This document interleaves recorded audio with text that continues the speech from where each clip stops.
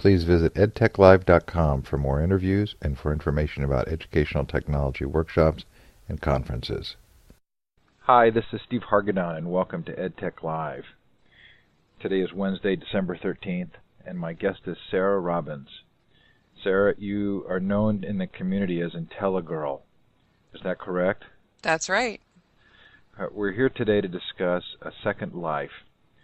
Sarah, would you tell us a little bit about your background and what you do, and then we'll quickly get you into talking about Second Life in education. I am a PhD candidate at Ball State University in Muncie, Indiana, and I'm in rhetoric and composition. My specialty area is online rhetoric or digital rhetoric, with sort of a sub-interest in visual rhetoric. So most of the research that I do is looking at persuasive capabilities of websites, video games, software, and right now I'm working on my dissertation, which is a study of engagement measurements in virtual classrooms. So this is where Second Life comes into my work. This past semester, actually it just ended yesterday, I've been teaching a second semester core curriculum English class. It's an academic writing and research class at Ball State, and we met in Second Life once a week and met face-to-face once a week. I had 18 students, and it went fantastically.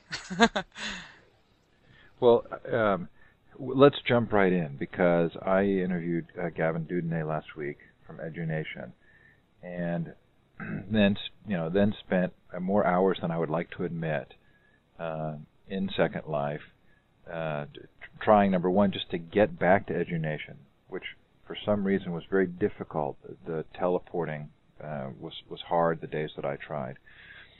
But then once there, trying to figure out where I was and what I was doing. But I've left that experience pretty much convinced that there's something really, really engaging about this type of technology. Certainly just the visualization of places and the ability to identify and congregate in what appears to be a physical location is compelling.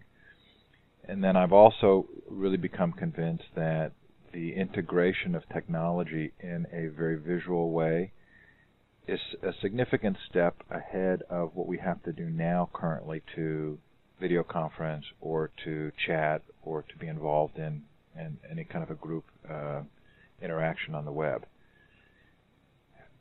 Am I saying things that others have said? Is this your experience as well?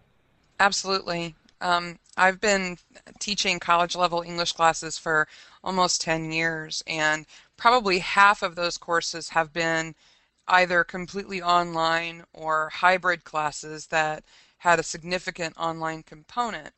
And the biggest complaint that you'll hear when folks talk about online education is that we cannot guarantee that students will be engaged. When we have them in the classroom, we can look at their faces, we can see when they have those big sort of light bulb moments when an idea really appeals to them. We can observe the interactions and collaborative work and group work. But in online classes, that's much more difficult to do. And it's difficult to manage an asynchronous class especially. But now that more online classes are moving towards sort of synchronous models, we need to pay attention to technologies that will facilitate the feeling of actually being together in a classroom or in a group and have that physical presence and that building up of community and camaraderie and collaboration.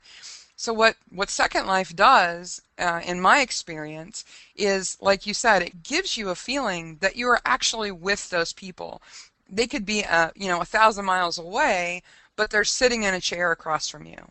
And the sense of community that is built from that sense of physical space is really, really great. And you also have avatars, or your kind of digital body in Second Life, which is infinitely customizable. And because of that, you get this sense of personality and self-expression that you may not get in, say, a chat room or a threaded discussion board where you don't get a feeling of who your classmates are. But in Second Life, my students show up wearing wings and crazy robot avatars or the latest fashion, and so we really got a sense of each other's personality through that virtual physical being. Um, just from what I observed in one semester, and I'm teaching the course again in the spring, is that the students built an almost immediate camaraderie in this shared space. And it wasn't unusual for me to log in on a Friday night or a Saturday afternoon and find my students hanging around the island where I held my class, just playing pool or building something together. And that kind of shared social space encouraged them to get to know each other. And then when we did collaborative exercises, they felt comfy with each other.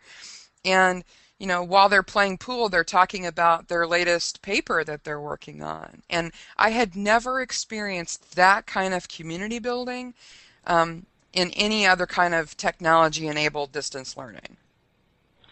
So that's really weird to me because it is both very compelling, and I think what you've said resonates, but at the same time, it just seems so bizarre, the idea that you would dress your avatar or character up, and that would never happen. Well, it would be very hard to have happen in a normal social experience. Maybe at a Halloween party, but not in your English class usually. Yes. Well, I sort of advertise my English class because I have to recruit students to it. And one of the things I always put in my mass email is, how would you like to come to your English class dressed as a giant Kool-Aid man or wearing wings or dressed as the opposite gender. So it gives you that flexibility of self-presentation. And a lot of the barriers that we encounter in face-to-face learning, no matter what kind of campus or K-12 you're in, are like the socioeconomic markers that we carry, ethnicity, gender, social background, all those things we wear on our bodies as sort of physical rhetoric. And some of it we can change and some of it we can't. What you get in Second Life is this complete release of all of those markers, and you get to choose whether or not you're going to represent yourself, in the way that you're represented in real life. So many of the barriers that students encounter in face-to-face classes, they just don't have in this virtual space. So I got my plain avatar, the generic one, and Yeah. then I tried to turn the color of the shirt a different color and change the trousers. Then I had to make a decision, which was, did I represent myself as I really look, or do I kind of trim myself up? Do I try and make myself look a little bit better? Right. Yeah. How do people respond to that? And I mean, do most people choose sort of an alter ego? Do they try and represent themselves as what they look like? Do they try and make themselves look a little bit better? How do most people respond to that? I think a lot of it depends on why they're there. I spend a lot of time talking to just normal residents of Second Life, folks who aren't in my class and who not necessarily are in the education world, just to see what they're doing and how they're experiencing this environment. So if you're like a casual user and you just come in to have fun and sort of socialize and maybe go dance or shop or whatever, those people tend to have avatars that reflect the kind of person that they would like to represent themselves as. So, yeah, they trim off a few extra pounds. They get the hairdo they wish they had instead of the one they really have. They wear the clothes that maybe they can't afford in real life. And so you have those kind of idealized versions of oneself. Then you have sort of the the fantasy avatars, the furries and the wings and the dragons and things like that, that you see them and you know this is not obviously what this person is like in real life, but they've made this choice to represent themselves in that way. So they're sending me a message. They're telling me something about themselves or how they want to be perceived. A lot of my students threw me off by changing their avatars all the time because the only thing static about your avatar is the name above your head. It's the only thing you can't change. And I found myself identifying who they were by how they looked and not even really having to look at their names. But a few of my students changed their avatars so often that I wouldn't recognize them if I didn't read their names above their heads. And when I talked to them about like why they made those changes and why their avatars were so fluid, they said that they were experimenting, that they wanted to see what it was like to look like this or walk like that or be an animal or the opposite gender. And they were just having fun experimenting with those different roles and how folks reacted to them and how having their avatar look a different way affected their own behavior. So that kind of self-reflexive activity on their own identity, I had never seen that in a class before. I encouraged them to do that, and they actually wrote an analysis of their own avatar, and then they did a case study with an interview of another resident and analyzed their avatar for their rhetorical decisions and how they looked. And we learned a whole lot about self-representation and what messages we're putting off and the purposefulness of the avatar. A lot of my students play MMORPGs like World of Warcraft or Star Wars Galaxies, where the appearance of your avatar is directly related to your rank or an achievement. So if you have a certain set of armor, it's because you've completed a quest. And there, the avatar serves a much different purpose. In Second Life, because the avatar is so flexible and can be changed so rapidly and so easily, we really are looking at digital representations of personality or perceived personality. And that, to me, allows students and educators alike to experiment so much more with how they represent themselves to their classmates and to that whole community, to that world. I ran into a few issues myself as a teacher and the role that we have as an instructor, as the expert, the person in front of the class, the person who keeps everything in order, and the expectations of our maturity and of our standing in the classroom. Well, over the summer, as I was starting to build the island where I knew we would hold our class, I also started to experiment with how my avatar would look and how I wanted to present myself to them. And I wanted the island to be fun. I didn't want it to be all work. And so I bought this swimming pool. And I thought this will be great. I'll put a swimming pool on the island. We can hang around. The weather's always nice in Second Life. You know, we can have informal conversations around the pool. And so, of course, I needed a swimming suit. So I went out and I bought a bikini for my avatar. And I put it on, and I immediately felt uncomfortable. As an instructor, I should not be presenting myself in front of my students in a bikini. It wasn't my body, it was my avatar's body. So it was distanced from me that way, but it was close enough to being me that I felt uncomfortable. And that set off all kinds of alarms and ideas in my head about what this means to have this avatar representation. So this reminds me a lot of the discussion that takes place around MySpace. Mm-hmm. And because MySpace clearly is an opportunity for young and old, but mostly young people to really express themselves. And they probably add things and change things in their MySpace account in the same way that they would do so with an avatar. And I tell people that, you know, MySpace is like inviting someone to your bedroom. I mean, you always wanted your friends to come over and play and see your toys and see what things you liked and what posters you had on the wall. And MySpace fulfills some of the same desires to express yourself. Mm-hmm. How much of this, though, gets into an area of distraction? I mean, I probably spent easily an hour or two just trying to get the right jeans and shirt on my avatar. You're talking about pools and playing pool and hanging around and building an Yes. island. I have this scary picture of people huddled in dark rooms, in front of a computer for 18 hours a day, experiencing a lot of things in Second Life that maybe are better experienced in person.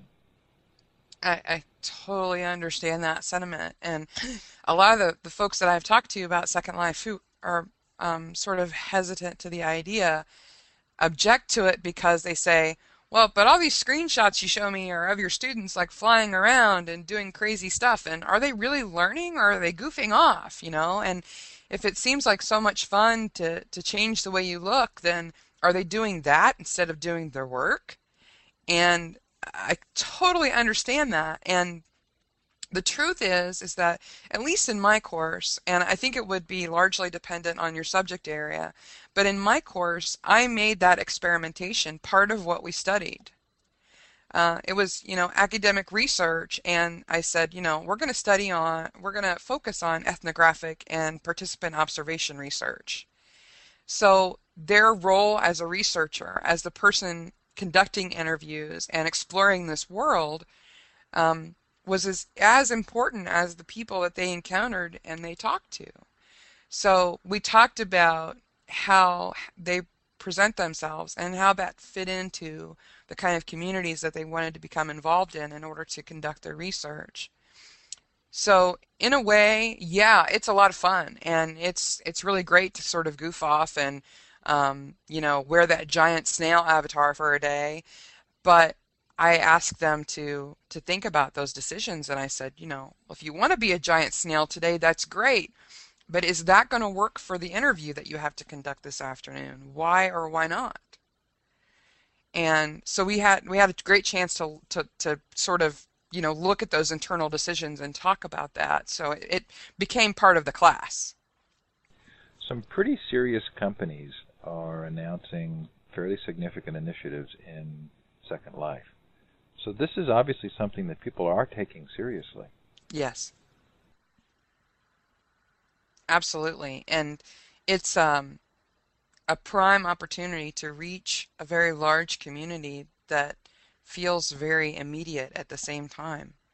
It's this huge, world of over 1 million people, and yet because of the ability to teleport and the ability to send sort of global messages out, they all feel like they're in the same room with you at the same time. So companies that want to do PR work have a very captive audience. But what we see with those companies is they're not coming in to blatantly sell a product. This is a different kind of marketing that they have to do. I'm not going to go to Reuters Island if it's just a bunch of signs for Reuters. I'm going to go there if there's an experience there that I want to partake in that will be entertaining or informative. And through that experience, I learn more about that company and become more interested in their product. So it's a challenge to those companies to come in and do that. Um, but they should take it seriously. There's a lot of people there, and it seems to me, in my limited mingling in the world, that the demographic for Second Life is a very intelligent type of person. They're creators. They are very interested in media and not just consuming media, but making media. They're programmers. They're people who know how to use Photoshop and are definitely out on the internet and networking. And so it's a good audience, I think, for a smart company to engage with. And for education, it puts our students in a community of people who are very intellectually active.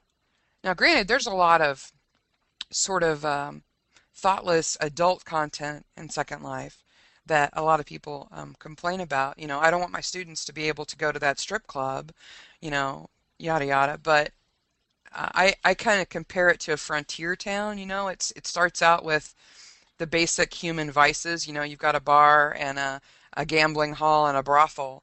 But then as more people come, it matures. And so you got museums and companies and schools and, art comes in and et cetera. And so what we're seeing, I think, right now is Second Life maturing into a more complex, mature community. And, all for the better.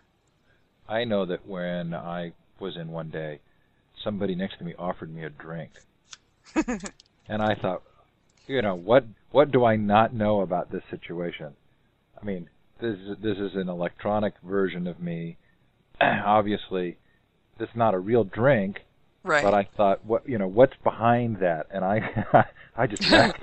I did not know how to respond. I was like, I'm out of here. I was actually also still trying to get to Edunation, and what was funny about that was the program kept placing me in very bizarre locations. It was having some trouble identifying. Gavin said that it was likely they were in the midst of a software upgrade, so Yes. I couldn't do the searching, I couldn't do the teleporting, and each time I would log in, it would dump me somewhere. So I didn't really know where I was. And then I would see, various situations, and again, I mean, this is all fictitious, Hmm. but I could tell by how people were dressed a lot of times what kind of a place I was in, or how they were not dressed. Certainly. What kind Yeah. of a place I was in. A thing that really strikes me about Second Life is that it seems to me that we're going to look back and feel that this was a crude beginning. Hmm. And I mean, that's in some ways the most shocking part of Second Life for me, is realizing that this is the initial stages, Yeah. and that this is going to develop in very complex and intriguing and interesting ways. And obviously, we've had a vision of this. Science fiction holds, a key toward what we, ultimately think things will be like. It reminds me a lot of the holodeck that was in the Star Trek series. Yeah. And I remember there being at least one episode in that series where there was a concern about addiction, being Mm. addicted to the use of the holodeck, The escape. the escape or the fantasy nature of it. Yeah. I can also see where somebody with a physical disability would find it very liberating, or where someone who felt in some way that they could be somebody else would have a very positive experience trying that out. But are you experiencing with any of your students a concern that they spend too much time there? Well, let me go back to the previous idea, and then I'll go to that idea. You mentioned that in a few years we may look back at Second Life and think that it was sort of the Dark Ages. And what's most relevant about that comment to me is I completely agree with you. But what's most important is that if we do, in fact, look back at the 2006 version of Second Life and think, oh, how crude that was. How did we even manage that? And what interested us? Because it's so crude. If it has become that much more advanced, it's going to be because of the users. It's not necessarily going to be because Lyndon has put in, a certain number of software development hours to advance this environment. What is unique about Second Life is that the content is all user created. The great advances that we have seen in Second Life, in the ways that we can enjoy Second Life, in the ways that we can teach there and learn there, have all been developed by users. So that is significant to me. That to me is the best argument to say that Second Life mirrors the internet, that it is a almost 3D rendering of the kind of collaborative environment that we're seeing develop through the internet. Um, and I think that's the way Linden sees what they provide too. It's a platform rather than a program. So I would compare it sort of to the evolution of Wikipedia and the way that everyone involved in that community contributes, and so the whole becomes better than what it was before. So I had Uh, not thought of that, and that's an intriguing aspect to Second Life, yeah, because it absolutely. mirrors the open source open technologies trend that Definitely. has been so significant over the last 15 years, and the internet, open source software, Web 2.0 technologies. What kinds of things do you see being built into Second Life that aren't there now that really will be intriguing? Web browsing capabilities, being able to click on an object inside Second Life and open a browser inside Second Life rather than a browser opening on your desktop on top of it, will open up huge, huge things. Um, the very idea that the way the economy is set up, that the in-world money, the Linden dollar, can be exchanged for real money, means that, and Amazon is already sort of doing this, that you could purchase with in-world dollars real life objects. So I could go into a bookshop, click on a book that I like, and buy it with my Linden and have it shipped to my house in real life. So that kind of interface between the virtual world and the real world is going to open up huge possibilities. But almost every day, I'm seeing new applications that residents are developing, like translators that take our text in English and translate it into, 6 or 8 languages, so that we can begin to communicate with people who speak different languages. Um, Interfaces that make Second Life talk to a Moodle site. I don't know if you've ever talked about Moodle on your podcast or not, but having a kind of learning management system like Moodle interface with Second Life is a fantastic, fantastic development. So my students can open up a note card in Second Life, which is the basic text document that you can create inside Second Life, write a blog entry about an event that they've just experienced, and post it to a website from inside Second Life. And interfaces like that are going to be big, big, big. They're gonna create really new opportunities. Um, and again, all of those are being developed by residents. This is not Linden's doing. They're kind of like the absent clockmaker in a way. They sort of set the thing in motion. They gave the user every tool they might need, and they said, "Do it to it. Go." And when these great things happen, Linden doesn't take the credit. It's the residents who create it who retain copyright and ownership of those inventions, those developments. You really opened my eyes to a couple of things. The web browser opening up inside of Second Life, would that be valuable because it would allow multiple people to be experiencing going through the web and looking at the same places at the same time? Why would that be so compelling? Well, that would certainly be one good use of it.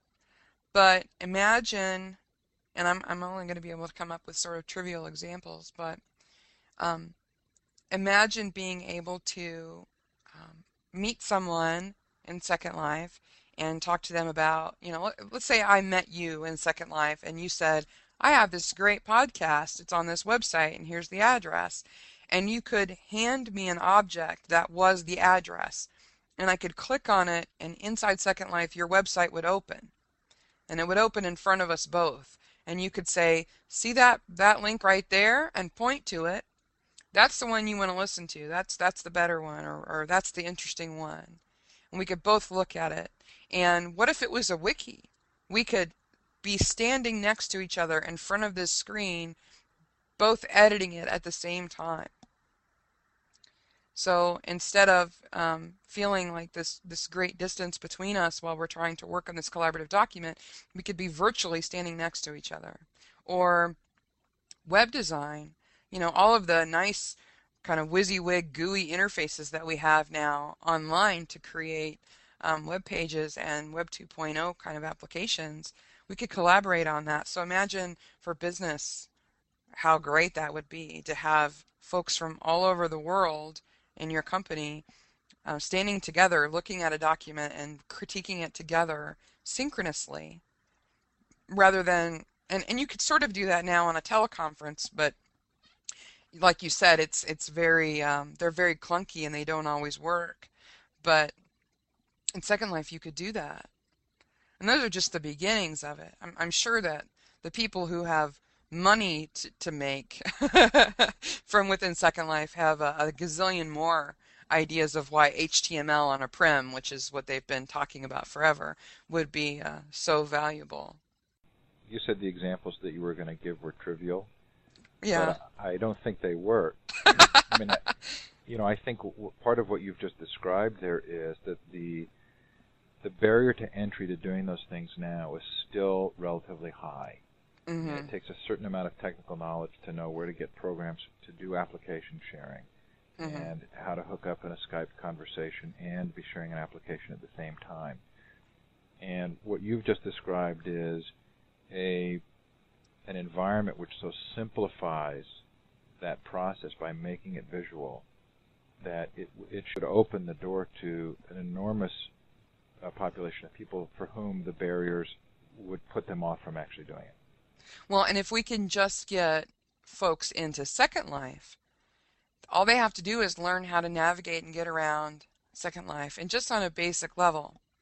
Then from there, we can facilitate all kinds of other activities if we can just get them in. So instead of teaching them how to use Skype or how to use some kind of web conferencing software, get the IP rights all set up and make sure they have the right headset and firewalls aren't blocking it and all of the difficulties that they could run into.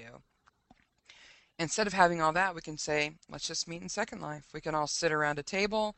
We can put this product, this website, this collaborative document up on the wall and talk about it from there. So imagine that for training purposes or, certainly for education. You could teach um, anything that was web-based to a class virtually from a boardroom or a conversational setting inside Second Life if you could bring it up on a screen. And to some extent, you can already do that.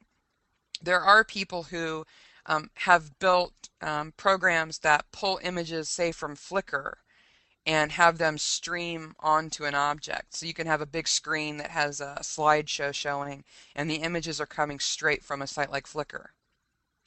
So there is some capability right now, but what we don't have is the ability to navigate a web page from inside Second Life, and that's what people are pushing for. And hopefully, Lyndon's working on that because I know that they see the value in that certainly. The other example you used that resonated, well, there were two that resonated with me, was the bookstore. Hmm. I mean, I can imagine going to a virtual version of Amazon.com and looking at books in a particular category and then being able to open a book and read from it, to maybe see a podcast by the author, to see visual representations of popularity, Hmm. all of these things which now still which are so great at Amazon, but would still require sort of an analytical framework for figuring out, seem to me to be very easily integrated into that kind of an environment. Well, and even if we think about common everyday objects, let's say you're furniture shopping and a virtual IKEA would be fantastic. You could get a copy of the different types of furniture that they sell and build yourself a little house and put the furniture in and rearrange it and sit on it and say, I like the way this looks, I'm going to buy it. Click on it and it would interface with the website and you would purchase the chair right then and there and it would be sent to you. It just sounds so like it's going to happen. Oh, that's easy. The IKEA example is easy. That's possible now. What isn't possible is to create an integrated web experience in Second Life that is more interactive than that. But we can certainly click on an object and open a web browser outside of Second Life that takes us right to the product page. So when we're thinking of, I think a lot about universities in Second Life and how, because higher education has become very competitive. It's very consumer, consumerist now. There's so much competition between all these different universities, online and offline, and different sort of levels of types of colleges and universities. And imagine instead of students having to fly across the country to visit a campus to see what the campus is like and whether it would feel like their hometown or not, whether they would feel intimidated by the buildings and the crowds, if they could just virtually go there. And oh, this is the department where I would do my work. What are the classrooms like in that department? Oh, this is what they're like. This is what my dorm room would look like. It's bigger than I thought it would be. I would be okay with this. That kind of experience is possible right now. Will people integrate something like Google Earth and actually try and recreate what are existing structures to allow people to experience them virtually? Well, there's two sides to that question. One is yes, they're already doing it. There is virtual Dublin, virtual Morocco, Rome. You've got a few city blocks recreated to the nth detail. Some by academics or residents who are just really interested in those locations, and some actually being commissioned by tourist bureaus in different locations recreating those spaces. Um, on the flip side of that is, and if you ask me personally, I think that's great for tourism, but for education, I am strongly against recreating real life areas in Second Life for education purposes. Um, for example, building a classroom with desks where students sit and the instructor stands in front. It's such a waste of the environment and what it can do. And you have unlimited resources. You can build as many objects as you want, and you never run out of raw material. So, and physics don't really apply. You can have a virtual seating area in the sky. You could have students just experiencing learning in really off-the-wall environments that you could never have, in the physical world. So yes, you can create those things, and I see a lot of value for certain applications in creating those real life spaces. But on the other side, you have to also think about taking advantage of creating places that aren't possible in the real world. Well, tell me a little bit about the things that you've been doing. The first question I had was, you said you're building an island. So is that actually costing you real money? Can you do that without spending your own currency, or do you have to end up supplementing what you've been given? Yeah. Well, Linden really is in the real estate market. That's really what they do. It's where they make money is by selling land to people. So, I'm sure you can have a free account and own no land and never pay a cent to be in Second Life. But as soon as you decide that you want a home or you want space, ground to put your feet on, then you've got to start paying. Um, so what I did was I knew I needed enough space for my students to sort of have a home. I wanted them to have a starting place to do their work, to know that they would always be able to find me there and find each other there, and a place to build their projects because they did a lot of building like visual representations of their arguments from their papers and things like that. Um, so I sought out funding to buy an island, which was $950 to set up initially, and then because you're buying a server is what you're buying, a piece of hardware, and then $150 a month for server maintenance. Now, I was lucky enough that the Center for Media Design, which is an organization here at Ball State, was willing to fund that for me, and so they funded it for a year. So we bought an island, and then I had to start planning. I had to think about, well, what kind of spaces do my students need? What's going to make them feel comfortable? What will facilitate them doing the kind of projects that I want them to do? And I left a lot of it up to them. I built some very basic places, and then I asked them, what do you want? What would you like to have here? And a lot of it they built themselves, and some of it I built. So they have dorm rooms on the island, because I thought it's nice to have a sense of place. It's nice to feel like part of it's yours. And I didn't want them to ever have to pay.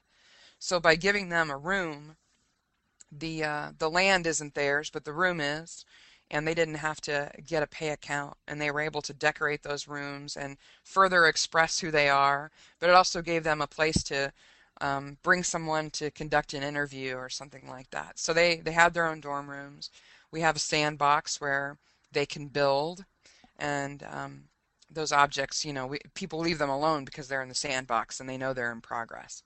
We also have a learning center, which has a tiki bar on the top, like a dance club, where we've had a lot of fun, and a large meeting room. And then there's a coffee shop in the basement with a pool table, and it's student decorated. And there's just kind of comfy chairs and couches and stuff, and the students go there to do group work and to have discussions.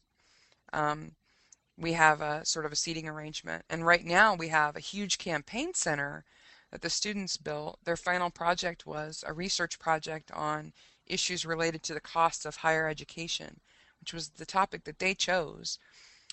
So they built this huge campaign center, and they built installations or exhibits to explain the kind of research findings that they had already written about in a research paper. So, for example, one class did a comparison of the cost of higher education versus other things you could use that amount of money for. So they built a giant set of scales, and on one side is a shiny new car, and on the other side is a college diploma. And when you click on the object, you get a note card that has information about the average cost of an education and what the return is on an education, like how your income is impacted by having a degree. And if you click on the other side, it talks about what a car costs and how they depreciate. So they were able to express their work in a different way because we have space to have that.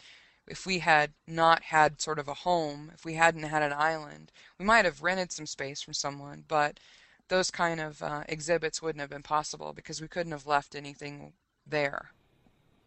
Now, is your island publicly available? Yes, it is. It's called Middletown, all one word. And if you go to the search menu in Second Life and in the region box, you type in Middletown, you'll find it. And I welcome visitors. My class meets on Thursday nights. It'll start again in January. And we've had tons of other educators just come to observe, to see how it works. And I'm completely open to that. All the more the merrier. So you meet, as I understand it, you've met one night a week virtually, and then at one other time during the week physically Yes. for your class? Yes. And how are those interactions different? That's a great question, and it's something that I've paid really close attention to this semester, because I wanted to know whether the social interaction from the face-to-face meetings would carry over into the virtual meetings and vice versa. And what I saw was the more introverted students in my class who were quiet in the face-to-face meetings were completely outspoken in the virtual meetings. And the students in the face-to-face meetings who are sort of gregarious and extroverted are still that way in the virtual meetings. So in the face-to-face meetings, I ask a discussion question and I sort of stand there and count to 30 and wait for somebody to talk, and I have to kind of poke and prod at them to take part sometimes. Virtual meetings, I would archive the chat and I would have 30 to 50 single-spaced pages of conversation from one night, from 1 hour of meeting, because they would have so much to say. So it sounds like everybody becomes more gregarious. Yeah, they do, and I think it's because they feel more comfortable because they're not face to face, and I'm certainly not advocating that those kind of students shouldn't learn to speak their mind in face to face situations, but I think it's a good place for them to test that. I spoke my mind in the virtual space and nobody shot me down or called me a name, so next time I'm in face to face class, I'm more likely to speak up. And I did watch the face-to-face discussions become more engaging as the semester went on. So it seemed like the more engaged they became in the virtual world, the more engaged they became in the real world. Does anybody not respond well to it? Well, I'm not sure because I'm in the English department, and our computer labs are basically meant for web browsing and word processing. our computers were not capable of running Second Life. So my students all had to have personal computers that could run it. And because of that, I had to recruit for the class. Um, and so I think the kind of students that I got were students who were already playing WoW or RuneCraft or something like that. And so they were already comfortable in virtual environments. So I'm not sure. I know that my evidence is a little tainted because of that. I would like to see a group of students who are not big web users, who are not, addicted to email and instant message like my students are, come in and see how well they acclimate to the setting. But I haven't done that yet. So one thing that occurred to me while you were speaking was I think I read somewhere recently that in the U.S. now, 1 out of every 8 marriages was initiated through an online encounter, maybe a dating service or something. Hmm. And that made me wonder, does this type of interaction um, hold the potential to significantly change how we interact with people? Meaning, if I meet you first online, my guess is that our conversation and the thoughts and intellectual character of that conversation are going to be of much more impact than physical appearance would be. Hmm. Whereas when we meet people physically, we're going to make all kinds of, we're going to come to all kinds of conclusions that may or may not be accurate, but probably significantly determine how we move forward in our friendships. Hmm. So does having the online interaction, and it sounds like maybe it does from your description of the class, does it provide an opportunity for people to get to know each other better before those natural judgments take place? Well, my students met face to face first, and I don't know how interested they were in getting to know each other. I don't know whether or not they were assessing each other like that or not. But I do know that by the end of the semester, there were friendships formed between students who were very different, who I would not have expected to have become as close as they did. Um, Different social backgrounds, different sort of cliques on campus that they're probably involved in, and yet they shared this virtual environment, and so those kind of markers were gone. So I think it's possible um, that it has a pretty profound impact on how we communicate and how we judge each other. Um, but on the other side of that is that it does sort of eliminate the natural apprehension that we have about people. Many of the cues that we would use to decide, can I trust this person? Is this person likable? Are they like me? Are they honest? Um, that we pick up from physical presence are gone. So my students and I had several conversations about how do you know what a person's like when you meet them online? Do you trust them? Do you not trust them? Do you assume they are who they say they are until they prove that they're not? And because the students in my class are so active online, they had pretty good opinions developed about how they go about making friends online. And we talked about that periodically throughout the semester to see if the way they made friends in MySpace or Facebook carried through to Second Life. And they said that it was actually easier to judge whether or not someone was, a potential friend in Second Life because of the avatar, because they had a body to judge by. And I think more research needs to be done on that because it definitely is a different form of communication than you get via instant message or blogging. Um, it's more like real conversation. At one point, I think maybe it was Gavin who told me you had your students assume an avatar of the opposite gender. Yeah. What was that experience like? Well, we had talked about we were starting to get into ethnographic research, and I wanted them to understand how their own experiences affect how they interpret what other people report to them. And so I said one of the things that we should do is change who we are to try to experience this virtual world in another person's shoes, sort of.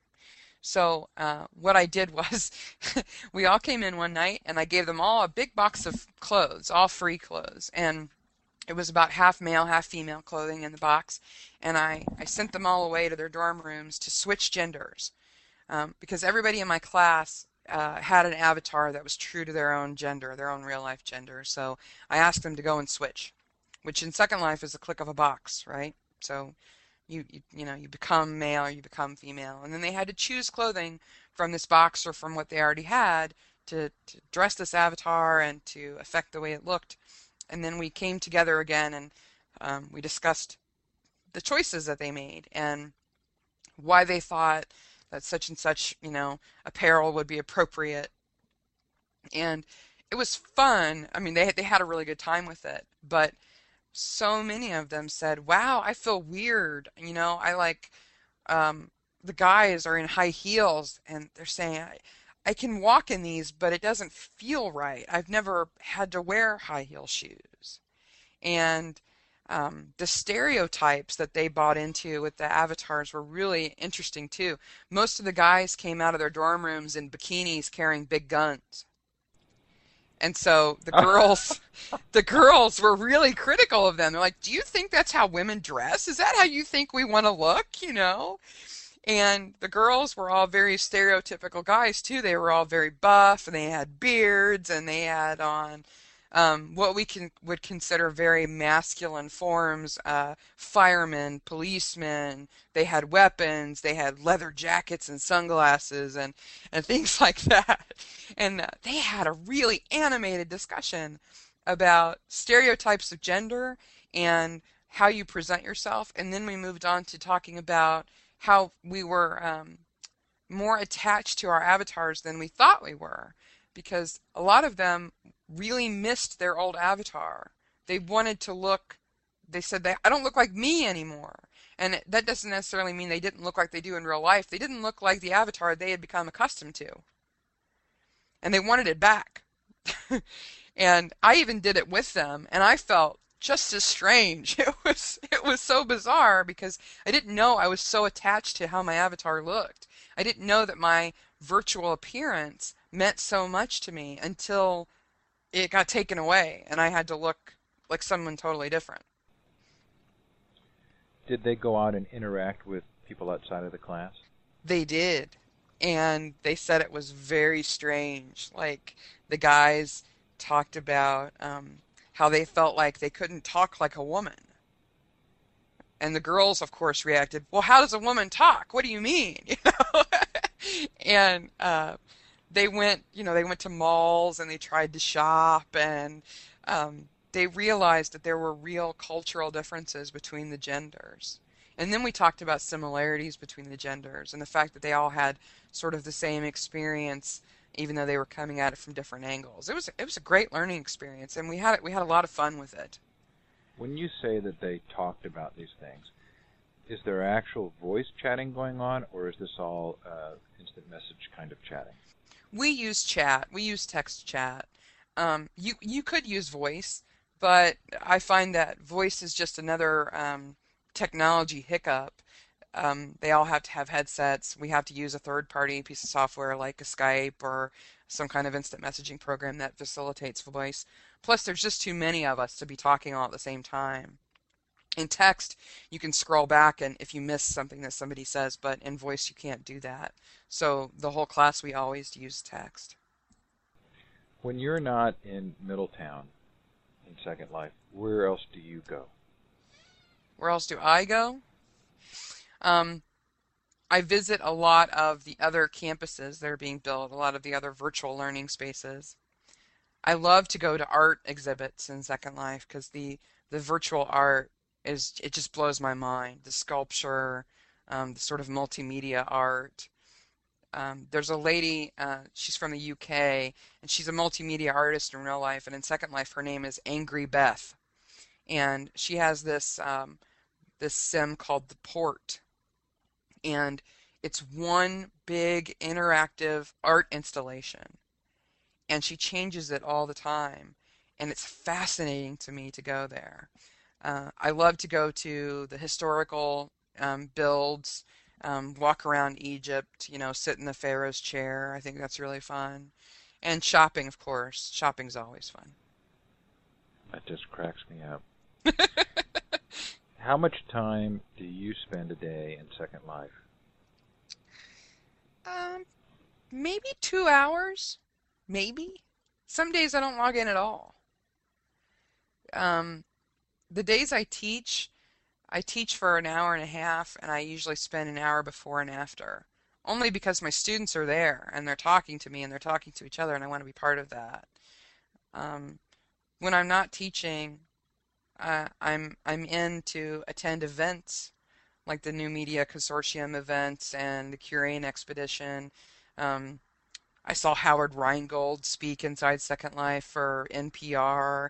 I go to those kind of events, so I'm most likely to log in, attend an event, talk to some folks, and log out. I don't. I certainly don't go in, and spend 8 hours at a time, hanging out at a dance club or anything like that. The time that you do spend in Second Life, is it time that you would normally have spent on the computer? What does it displace in your life? TV. I don't really watch television anymore. Um, I TiVo what I really like, and I like watch TV once a week or something. I'm kind of a net addict anyway. I'm probably in front of my computer for about 16 hours a day. Um, so it's easy for me to log into Second Life for an hour or so, attend an event, log out, do something else. Um, I'll get an email that says, "Oh, did you know about this meeting?" And I'll pop in and attend the meeting and pop back out again.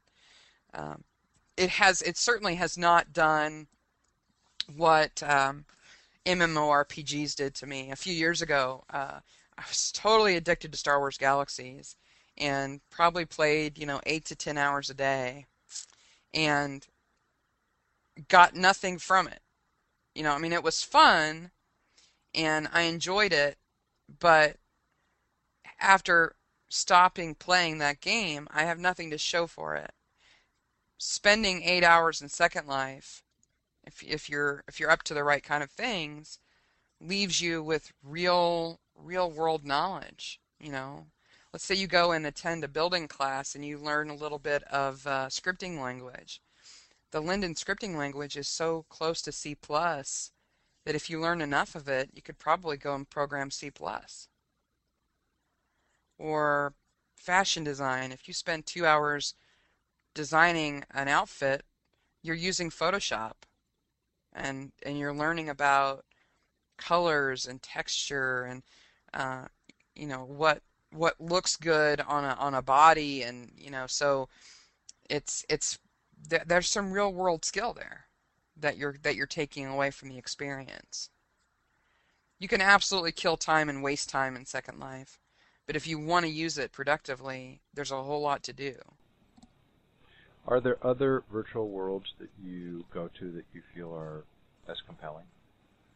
No, I tried. I've tried lots.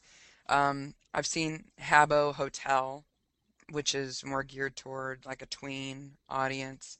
Um, I've seen There. I've been in there for a little bit, and it just doesn't. They don't feel as comfortable to me. They're way more constructed. Um, it's more like it's just more developer constructed. It feels like there are certain tasks that you're being pushed to do. Whereas if you log into Second Life, you could be a homeless hobo with not a Linden to your name for years if you wanted to and still have a pretty good time. Sarah, I could easily spend 2 more hours talking to you, but I promised you an hour, and I want to keep to that promise. Uh, Maybe one of the most interesting things to think about that I've come across in years. I'm fascinated by it, both its clear, enormous potential and also the degree to which it's going to raise all kinds of questions, um, that have previously been raised with other technologies, but again become a part of the landscape of how we think about the time we spend on our computers. Absolutely. Any last thoughts before we go? Um, I guess I would say that for folks who are listening who are not familiar with these environments but who are curious, don't be afraid of it. Just try it. If there's anything unique about Second Life, it's that the residents are all very, very helpful. I have run into very few people who would not help me. Um, that everybody in Second Life was a newbie once. Everybody had a first day where they didn't know how to walk around and ran into things. So don't think that it's a unique experience to you. And everybody gets better. So if this sounds like something you'd like to use for your own, enjoyment, entertainment, professional development, or for education applications, give it a try. The learning curve is not as steep as folks make it sound. You can't break it, and there's no reason why you shouldn't give it a shot. Sarah, thank you so much for taking the time. Thank you. It was fun. It was fun.